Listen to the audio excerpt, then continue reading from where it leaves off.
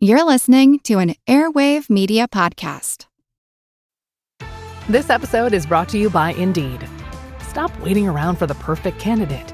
Instead, use Indeed sponsored jobs to find the right people with the right skills fast. It's a simple way to make sure your listing is the first candidates see.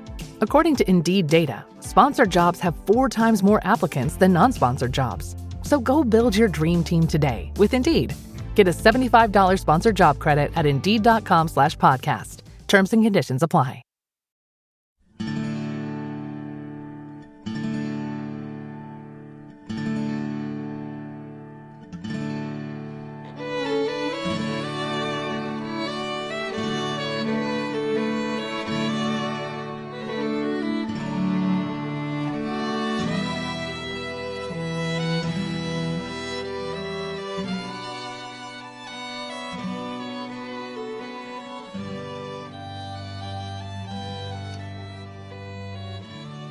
Hey everyone, thanks for tuning in to the 525th episode of our Civil War podcast. My name is Rich. And I'm Tracy. Hello y'all, welcome to the podcast. On the evening of June 27th, 1864, William Tecumseh Sherman reported to Henry Halleck in Washington on the state of affairs in Georgia. And Sherman had little good news to pass along since that day had been among the worst in the campaign. Sherman began by laying out what had occurred, saying that the attack he'd proposed making on the Confederates' Kennesaw position had indeed been launched, with troops from both McPherson's and George Thomas's commands making strong frontal assaults on the rebel lines. Sherman admitted, quote, "Neither attack was successful, though both columns reached the enemy's works, which are very strong." Sherman then provided the initial estimate of the day's losses, reporting 500 casualties for McPherson's Army of the Tennessee and about 2,000 from George Thomas's Army of the Cumberland. As it turned out, both were low estimates, since the Butcher's Bill for June 27th amounted to 3,000 Federals killed, wounded, and missing. Confederate losses for the day are believed to have been around 700 killed, wounded, and missing. The huge difference between Federal and Confederate losses testified to the effectiveness of the rebels' fortifications. Sherman admitted to Halleck that his men, quote, inflicted comparatively little loss to the enemy because the rebels, quote, lay behind well-formed breastworks. After listing the Union officers killed and wounded, Sherman indicated that he had few options in his current position. If he attempted to get around the rebels' lines at Kennesaw Mountain, he'd have to leave the railroad, which hadn't worked out very well when he tried it previously at New Hope Church and Pickett's Mill. On the other hand, if he attempted another frontal assault, it would likely, quote, cost us more lives than we can spare. Sherman's initial report to Halleck, dated 8 p.m. on the evening of the 27th, relied on information he'd received throughout the day, when he'd been in close contact with his lieutenants thanks to a telegraph line that had been set up to span the Federal position at Kennesaw. From his position on what he called Signal Hill, Sherman stayed in touch with Thomas, McPherson, Schofield, and other officers regarding the status of the Federal attacks, but it was the wires from George Thomas and John Schofield that best showed the changing state of affairs for the Federals at Kennesaw Mountain.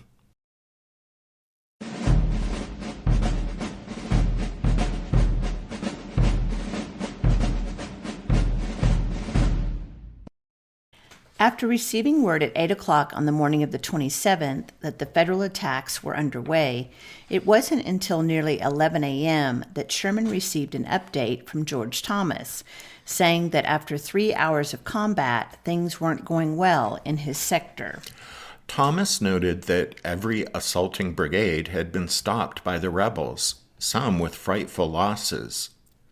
Thomas reported that Harker was severely wounded, as was McCook. As for continuing the attack, Thomas told Sherman, quote, "The troops are all too much exhausted to advance, but we can hold all we have gained." Nonetheless, Sherman responded by asking Thomas to take another look at the enemy's lines and launch another attack if he believed that success was possible. Sherman said, "I will order the assault if you think you can succeed at any point." At the time, Sherman had good reason to wish Thomas would have another go at it. Sherman indicated that McPherson's troops had made gains but were pinned down, and that down on the southern end of the battlefield, Schofield was making some progress with 23rd Corps in getting around the Confederate left flank. Sherman therefore thought that another push by Thomas would, at the least, distract attention away from Schofield's move and take pressure off McPherson's pinned-down troops. Another push by Thomas might also accomplish the original goal of breaking the Confederate center. However, when George Thomas responded to Sherman just before 2 o'clock that afternoon, he painted a pessimistic picture of the situation in his sector. He indicated that both Jefferson C. Davis and Oliver Otis Howard believed that, because of the strength of the Confederate fortifications, there was little chance that follow-up attacks would succeed. Thomas told Sherman, quote, "In front of Howard, they have very strong abatis. Davis's losses in officers has been very heavy. Nearly all the field officers in McCook's brigade, including McCook, have been killed or wounded. From what the officers tell me, I do not think we can carry the works by assault at this point today, but they can be approached by saps and the enemy driven out." By suggesting that his lines could only move forward by sapping, a specific method of digging trenches toward the enemy lines, George Thomas was telling Sherman that the rebel defenses had proven to be so strong that the Federals would need to use siege tactics to crack the enemy's position, rather than frontal assaults. Sherman, though, was initially skeptical of Thomas's assessment of the situation. As you guys know, Sherman had doubted George Thomas's command abilities several times already during the campaign, having described Thomas as, quote-unquote, dreadfully slow in a letter to Ulysses S. Grant less than a week and a half before the Battle of Kennesaw Mountain. And so Sherman now asked Thomas if it was truly necessary to resort to siege tactics to break the Confederate lines. Thomas's response made clear the difficulties of making another frontal assault, as well as the likely result of repeating such a strategy. Quote, "We still hold all the ground we have gained, and the division commanders report their ability to hold it. They also report the enemy's works are exceedingly strong, in fact, so strong that they cannot be carried by assault except by immense sacrifice, even if they can be carried at all." Thomas continued, "I think, therefore, the best chance is to approach them by regular saps, and if we can find a favorable position, to batter them down. We have already lost heavily today without gaining any material advantage. 1 or 2 more such assaults would use up this army." Thomas's response to Sherman clearly stated his belief that launching another frontal attack at Kennesaw Mountain would lead to unacceptable losses for the Federals. And Sherman, to his credit, didn't try to overrule George Thomas. Despite his disappointment in the lack of success, Sherman, in the end, acknowledged Thomas had a much better understanding of the situation at the front, and so Sherman wisely didn't press George Thomas to renew the attack.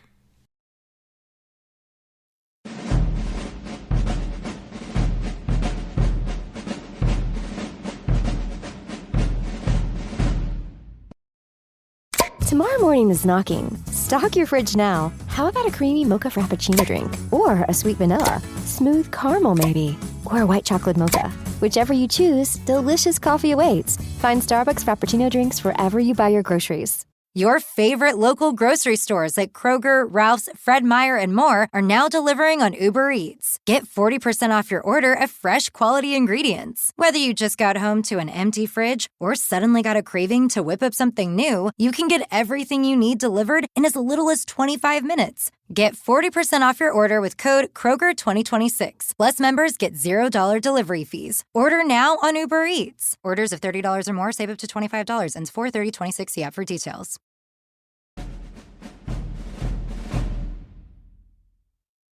While Sherman went back and forth with George Thomas, he was also receiving wires from John Schofield down at the southern end of the battlefield. And thankfully for Sherman, Schofield's Army of the Ohio provided the lone bright spot for federal forces on June 27th. Originally, Sherman had hoped for Schofield to launch a full-blown assault against the Confederate position, along with Thomas and McPherson. However, Schofield's final instructions called for him to make a demonstration against the rebel lines, while Brigadier General Jacob Cox was ordered to cross Ollie's Creek beyond the Confederates' left flank and move southward along the Sandtown Road. If all went as intended, that move by Cox's division would threaten the Confederates' far left flank, giving Joe Johnston ample cause to worry about the safety of his entire Kennesaw position. And, unlike the rest of the federal forces on June 27th, Cox and Schofield were able to provide Sherman with positive results. After skirmishing around Ollie's Creek the day before, Cox's troops were ready to push south on the 27th. They would advance along Sandtown Road, which ran southward toward Nickajack Creek, itself a tributary of the Chattahoochee River, which was the last obstacle between the Yankees and Atlanta. And so, Cox's advance along Sandtown Road represented a golden opportunity for the Federals. Should he push far enough toward Nickajack Creek, the entire Confederate position at Kennesaw would be threatened, forcing the rebels to stand and fight while trying to save their vulnerable southern flank. Or Joe Johnston could once again order the Army of Tennessee to retreat and fall back closer to Atlanta. Cox's division moved out at 4 a.m. on the morning of the 27th so that his brigades could reach their objectives by 8 a.m., when the main Federal assaults by McPherson and Thomas to the north were scheduled to begin. Shortly before noon, Schofield informed Sherman that Cox had successfully crossed Ollie's Creek, pushed back the Confederate cavalry to his front, moved south along Sandtown Road, and was approaching Nickajack Creek. However, Schofield noted that he believed if Cox pushed farther south, his division would be jeopardized by the distance that separated it from the rest of 23rd Corps. The point Cox had already reached, though, posed a significant threat to the Confederates, since crossing Ollie's Creek and pushing beyond the stream meant Cox was farther south than the left flank of John B. Hood's corps. Despite its note of caution, Schofield's message was clearly good news for Sherman, who was steadily receiving disappointing reports from McPherson and Thomas about their unsuccessful frontal attacks on the strong Confederate fortifications. Sherman therefore instructed Schofield to hold Cox in place beyond Ollie's Creek. At 10 minutes after 4 that afternoon, Sherman informed George Thomas that Schofield had successfully pushed troops beyond Ollie's Creek, calling the movement, quote, the only advantage of the day. That being so, Sherman instructed Thomas to have the Army of the Cumberland secure its present positions on the battlefield. And Thomas responded 2 hours later, saying he would do so, and that he believed his men had done all they could that day, and that their repulse was caused only by, quote, the strength of the enemy's works and the fact that they were well manned.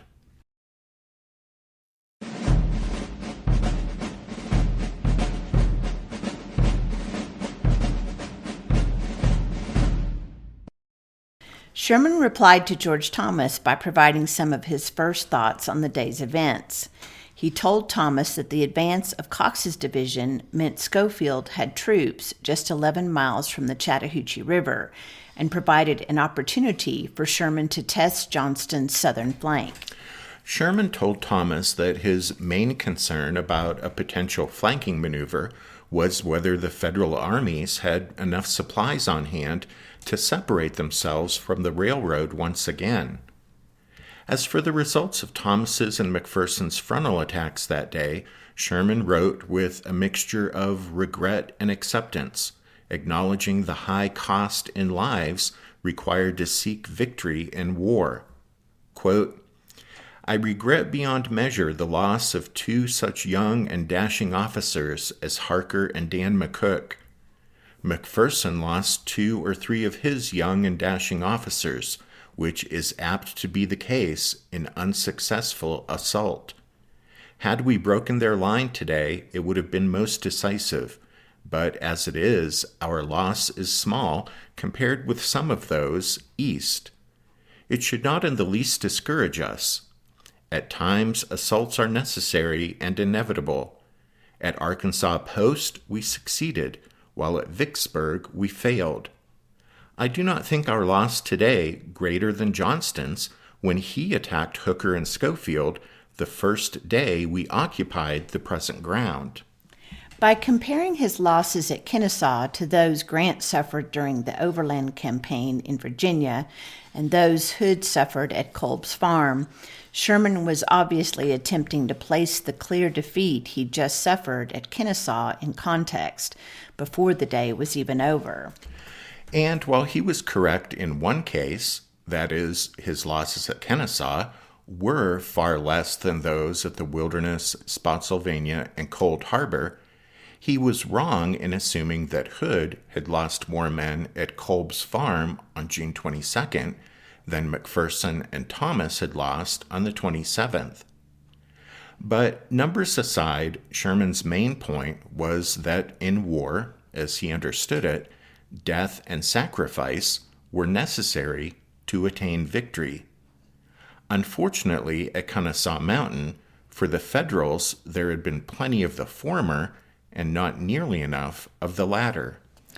This was a fact known all too well to the Federal soldiers who lay wounded and dying on the battlefield, as well as to those still pinned down in their hastily scraped-out earthworks just a stone's throw from the Confederate lines. By nightfall on the 27th, after his reply to George Thomas and after sending his pessimistic message to Henry Halleck, Sherman evidently evaluated his options and decided to pursue the opportunity represented by Cox's advance to the south, which had seemingly opened the door to another flanking movement. So Sherman asked Thomas that evening if he was opposed to leaving the railroad once again and pushing around the Confederates' left flank here at Kennesaw. George Thomas replied to Sherman not by advising against such a move, but rather with questions on the distance to be marched, as well as how many troops would be needed and when they would begin. At 9:50, after several more messages, Sherman ended the day of telegraphic back and forth by simply stating, "I will see you tomorrow. In meantime, make such preparations as you can." And so, following a day of unsuccessful frontal attacks on the Confederate position at Kennesaw, William Tecumseh Sherman finally decided to attempt another flanking maneuver. For Sherman, for the first time in the campaign, the cost of war was made readily apparent at Kennesaw Mountain. The casualties suffered that day by his soldiers gave him a good reason to reevaluate the tactics and strategy he'd pursued there. The only way to avoid similar futile bloodshed in the future was to carefully test the enemy's army at every opportunity with an eye to flanking the rebels where possible. That was the strategy that had brought Sherman to the doorstep of Atlanta, and although he'd abandoned it at Kennesaw Mountain, it was the strategy he preferred and that he was convinced would bring him ultimate success. So on the evening of June 27th, even while the men under his command still suffered the effects of his orders to launch frontal attacks at Kennesaw Mountain, Sherman prepared to revert to his preferred strategy of flanking and once again put Joe Johnston between a rock and a hard place. Either the Confederate commander could retreat and live to fight another day, or he could stay and risk total defeat.